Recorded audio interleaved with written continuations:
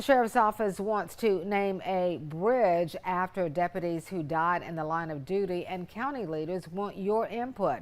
The bridge is being built on US 701 in Elizabethtown over the Cape Fear River. Commissioners in Bladen County approved a request for a public hearing on renaming the bridge after Deputy James Collins and Deputy Dwayne Hester. Both were killed in separate incidents while serving the county.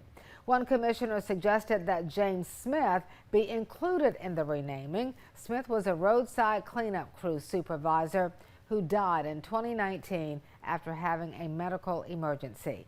Sheriff Jim McVicker said he did not have a problem with that addition.